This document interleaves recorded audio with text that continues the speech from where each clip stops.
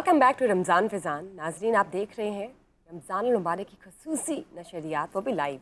हमारा second segment start हो चुका है, जिसमें नए मेहमान हमारे साथ शिरकत करते हैं रोज़। बहुत ही खूबसूरत, बहुत ही बेहतरीन, किसी तारुफ के मोहताज नहीं है। सेलिब्रिटी गेस्ट हमारे साथ मौजूद हैं। 2 गेस्ट का तारुफ मैं करवाऊंगी, 2 गेस्ट का तारुफ डॉक्टर उमर करवाएंगे। आज हमारे साथ मौजूद है जिनका मैंने पहले भी कई दफ़ा इंटरव्यू किया और मुझे बहुत खुशी महसूस होती है जब भी वो आते हैं सेट पर मिलने और हमारे प्रोग्राम का हिस्सा बनते हैं। मैं बात कर रही हूँ उस्ताद शेर मियां दाद। किसी तारुफ के मोहताज नहीं, बेहतरीन कवाल है, क्या ही आवाज़ है। आज हम इनकी आवाज़ में खूबसूरत कलाम भी सुनेंगे। उनके साथ मौजूद है जी बहुत ही खूबसूरत, बहुत ही प्यारी, नाजुक सी उम्मे लैला सिंगर, जो कि पिछले 6 से 7 साल से गाने गा रही हैं, बहुत ही प्यारे प्यारे। लेकिन आज हम उनकी भी खूबसूरत आवाज़ में कलाम सुनेंगे। और हमारे साथ कौन मौजूद है, बताइए डॉक्टर उमर। मैं ज़रा सांस लेके इसलिए बता रहा हूँ कि कितनी उम्दा बात है कि आपने कई बार इनका इंटरव्यू किया और शनासाई पैदा की। अब मैं क्या कहूँ, मुझे बरसों से इनसे मोहब्बत है, ना सिर्फ इनसे बल्कि जो यहाँ 2 असाब बैठे हैं। और मोहब्बत के लिए इंटरव्यू की शर्त नहीं है सर। मैं सबसे पहले ज़िक्र करूँगा क्योंकि मेरे लिए इंतहाई मुअज़्ज़ज़ हैं, मेरे लिए इंतहाई अहम आदमी हैं। उनका जनाब का नाम है जनाब SM सादिक साहब। हम बहुत बड़े गवैयों को कहते हैं कि उनके सामने सुर हाथ बांध के खड़े होते हैं।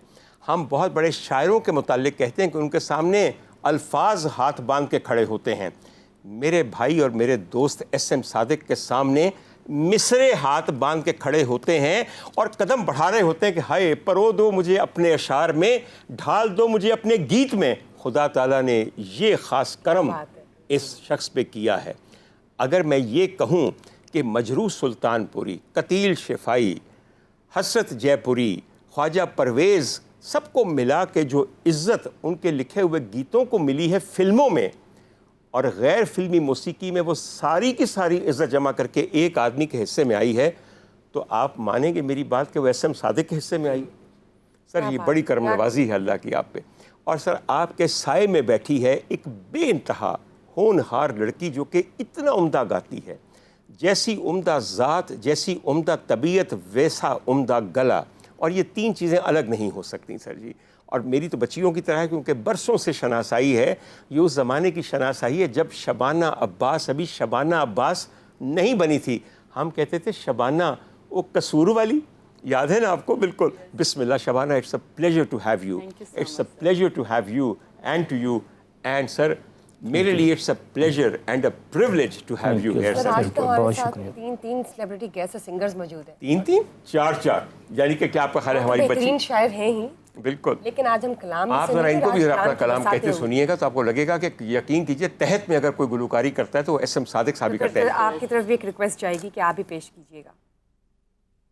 पहला सवाल आप कर लीजिए, फिर आहिस्ता आहिस्ता फरमाइश की तरफ भी चलते हैं। लेटर ऑन फरमाइश जाएगी। फरमाइए क्या पूछना चाहती हैं सर आप? ये बताएं कि आप शायर हैं और उन्होंने जिससे आपका तारुफ करवाया, बेहतरीन, माशाल्लाह, क्या ही बात है। बहुत बहुत शुक्रिया कि आपने रमज़ान ट्रांसमिशन में हमारा साथ दिया और शिरकत की। सर जब बात करते हैं आपकी शायरी की, तो सबसे पहले तो मैं यही अर्ज़ करूँगी कि आप शायरी के हवाले से बताइए कि कुछ पीछे चले जाएँ, कुछ ज़माने पास में चले जाएँ, तो किस तरह से आपने स्टार्ट लिया? पहली शायरी, पहली आमद कोई था फैमिली में जिसको देखकर आप शायर बने, या कहीं से इंस्पिरेशन ली, या किस तरह से ये? नहीं बेटा, ऐसी कोई बात नहीं। मेरी 7 पुश्तों में कोई शायर नहीं है और शायर बनाया नहीं जा सकता। बेशक बेशक ये कन्फर्म और ये हाँ ये तयशुदा बात है। मेरी उम्र तकरीबन 8 साल की होगी तो मुझे लगता था कि मैं इस काम के लिए नहीं बना। तो मैंने पहला शेर कहा कि उस रफू गर्दी अजमत नू लख सलामा जेड़ा अपना पाटा गलमा छड़ के फट किसे दे सींदा है। वाह वाह। मेरे मास्टर सन सलार सईदा मेरी पैदाइश हुई सी शेखपुरे दे कोल। उन्होंने देखा यार तू सबक तेनों आंदा नहीं, तो उन्होंने मैनू काफ़ी मतलब जो मास्टर उस्ताद जो करते ने डांटना झिड़कना, तो उस तो बाद फिर मैं उतों हिजरत करके तो मैं फैसलाबाद आ गया। फैसलाबाद जिसलिए आया, अजे मेरी जनाब नुसरत फतेह अली खान साहब नाल मुलाकात नहीं हुई सी, लेकिन मेरे अंदर एक जनून सी कि मैं ये काम करना है। और शेर मेरे ते बचपन दे विच भी इस तरह आमद हुंदी सी कि सारी सारी रात मैं कलम पेंसिल तो बगैर ही मैं कलाम लिख लेंदा सी, ज़हन च आ जांदे सन।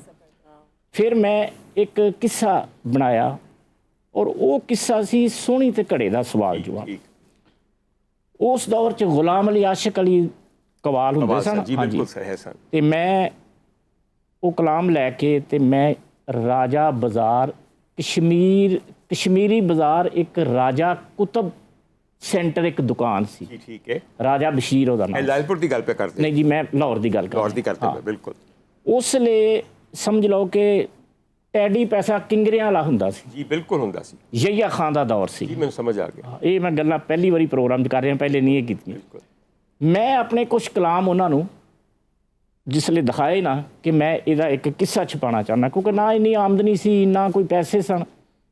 ਉਹ ਪੜ੍ਹ ਕੇ ਨਾ ਮੇਰਾ ਕਲਾਮ ਤੇ 5 ਮਿੰਟ ਸੋਚੀ ਪੈ ਗਿਆ। ਮੈਂ ਕਿਹਾ ਜੀ ਮੈਂ ਆਪਣਾ ਕਲਾਮ ਅੱਛੇ ਸਿੰਗਰਾਂ ਕੋਲੋਂ ਗਵਾਉਣਾ ਚਾਹੁੰਦਾ ਜੀ। ਤੇ ਮੈਨੂੰ ਤੁਸੀਂ ਕੋਈ ਮਸ਼ਵਰਾ ਦਿਓ। ਉਹਨੇ ਕਿਹਾ ਬੇਟਾ ਗੱਲ ਇਹ ਹੈ, ਅਗਰ ਤੇਰੇ ਕਲਾਮ 'ਚ ਅਸਰ ਹੋਏਗਾ, ਤੇਰੀ ਕਲਮ ਵਿੱਚ ਤਾਕਤ ਹੋਏਗੀ, ਤੈਨੂੰ ਕਿਸੇ ਕੋਲ ਜਾਣ ਦੀ ਲੋੜ ਹੀ ਨਹੀਂ, ਤੇਰੇ ਕੋਲ ਲੋਕ ਆਪ ਆਣਗੇ ਕਲਾਮ ਲੈਣ ਵਾਸਤੇ। ਤੇ ਉਹ ਫਿਰ ਮੈਨੂੰ ਉਹਨਾਂ ਦੀ ਗੱਲ ਵਕਤ ਦੇ ਨਾਲ ਉਹ ਸੱਚ ਸਾਬਤ ਹੋਈ। ਬੇਸ਼ੱਕ ਤੇ ਬੇਸ਼ੱਕ। ਉਸ ਤੋਂ ਬਾਅਦ ਫਿਰ ਮੈਂ ਜਨਾਬ ਨੁਸਰਤ ਫਜ਼ਲ ਖਾਨ ਸਾਹਿਬ ਦੀਆਂ ਪੌੜੀਆਂ ਚੜ੍ਹਿਆ ਤੇ ਉਹਨਾਂ ਨੇ ਸਾਹਮਣੇ ਉਹਨਾਂ ਦੇ ਸੈਕਟਰੀ ਬੈਠੇ ਸਨ।